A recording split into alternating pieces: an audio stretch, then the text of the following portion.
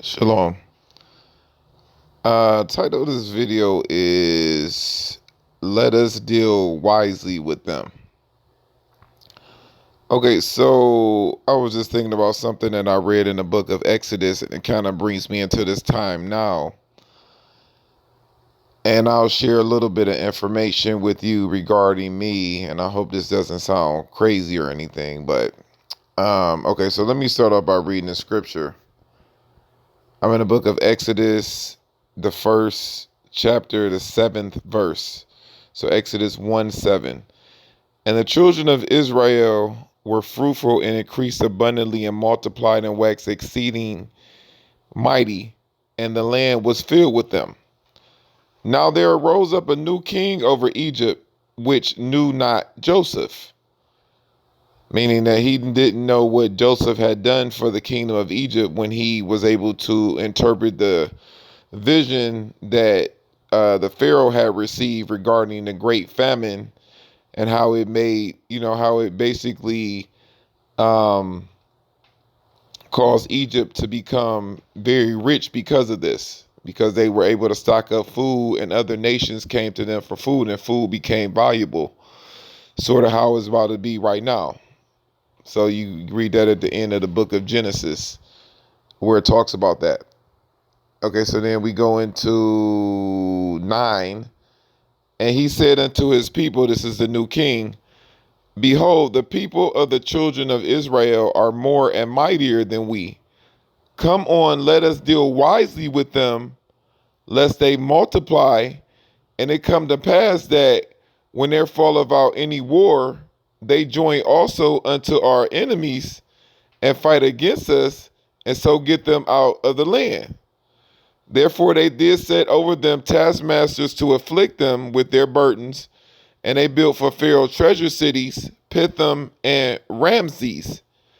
But the more they afflicted them, the more they multiplied and grew, and they were grieved because of the children of Israel. And the Egyptians made the children of Israel to serve with rigor, and they made their lives bitter with hard bondage in mortar and in brick and in all manner of service in the field. All their service wherein they made them serve was with rigor. And the king of Egypt spake to the Hebrew midwives, of which the name of the one was Sipra, and the name of the other was Puah. And he said, when ye do the office of a midwife to the Hebrew women, and see them upon the stools, if it be a son, then ye shall kill him, but if it be a daughter, then she shall live. So they were practicing a form of population control over the Hebrews. You can see it there, right? They were doing what they would call population control, or I guess you could say even genocide. But they were trying to control the men. The women really wouldn't matter, but like a man can have like 7 wives, and then he can multiply way faster than just like a woman, because a woman can only be pregnant one time, but a man can. A man can impregnate 7 women at a time. So you might not be a person that's against like polygamy and having multiple wives, but it's actually a way to increase the population of a people. So this is what they were trying to avoid. Right. And he said that you see how they were afflicting them with hard bondage, and they said to let us deal wisely with them, because if we afflicting them and we're grieving them, kind of like they're doing to us now, how they've been doing to us in this Egypt, in our current Egypt, how you see all the things on the news. Again, I don't know if all these stories on the news are real, but I'm pretty sure they're killing us, and they've been doing it for a long time. And we just kind of in a place where we don't really feel part of the society, and we kind of feel hated among the people.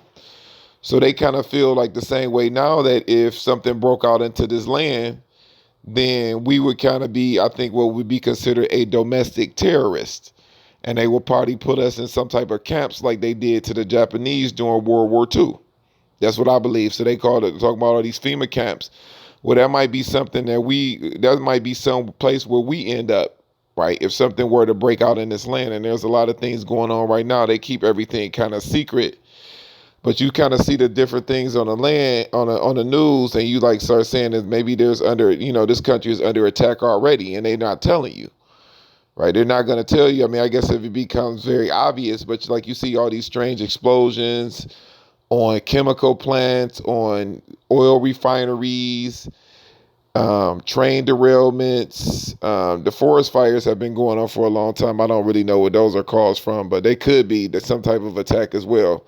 And just multiple things. The building collapses, the city being bombed in Nashville on Christmas, and the list goes on, etc. So it could be some things going on right now. So I just kind of wanted to make this video and just give my opinion about what I would believe would happen. Because they know that if something broke out in this land, that, some of the people here, and it might not even just be us, meaning like the Hebrews, it could be other people. I mean, for all you know, it could be some Mexicans or Puerto Ricans or anybody who may have not been mistreated, who they kind of feel are mistreated in this land, even those people they call the Native Americans, the so-called Native Americans. I don't really know who those people are. I don't think they're really the Aboriginal Americans, but they call them Native Americans, I guess, because they've been here. They predate the current administration of this land, so they call them Native Americans. But again, I don't know how long they've been here, and I don't know where they came from. But yeah, we're in that time of the second Exodus, so it kind of made me believe, kind of think of this same thing. And again, they always talk about domestic terrorists, and they pass all these laws where I think we would, even if even if we're not doing anything, we would still be a threat to this kingdom because of the things that they have done to us, because of the affliction. Remember, we are going based on Genesis 15, so you should serve and they shall afflict you for 400 years, right? So because of all of the affliction that we went through, the different things, the black codes, the Jim Crow, all of the discrimination, and, just basically all of the curses that we've been through, they know that we may not be on their side if something were to break out, right? They so we would be considered what they call a domestic terrorist. So I just kind of wanted to share this. I don't really have much else to say about this other than, that's probably what they would do, is send us to some type of FEMA camps like they did to the Japanese. So I wouldn't really be surprised if someone came and picked me up one day from like INS or the military or something and put me into a camp. It wouldn't be a surprise, right? It would not be a surprise. Yeah, so I mean that's pretty much it. Like I said, we feel like we're getting close to the time of the end of second Exodus. So, I always think about how would things happen? How do I see things playing out? And I could see that being one of the things that will happen before we get redeemed out of this place, is being taken to all of us being rounded up and separated and put into a FEMA camp. So those things are, they pop those things up for a reason.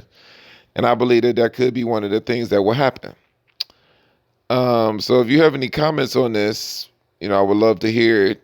I think that's pretty much all I have. But like you see here too in Exodus 1:15, talk about how they were doing eugenics. They call it eugenics, genocide, population control.